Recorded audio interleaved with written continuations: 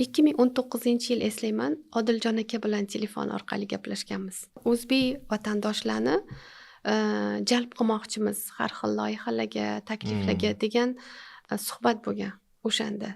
Eslay olaman. Undan keyin balkim o'sha 2021-yilda tashkil bo'lgandir. Birinchi suhbatimiz Odiljon aka bilan 2019-yil bo'lgan va o'sha narsa juda katta turtki bo'lgan.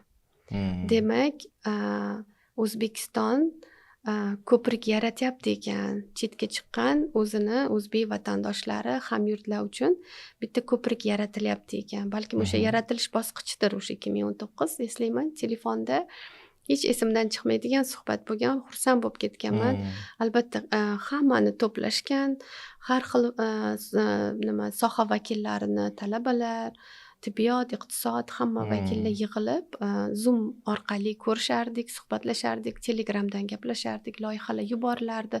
Mana shu Coviddan keyin 2021-yildan keyin judayam tez loyihalar boshlanib, tez yurg'izilib ketdi.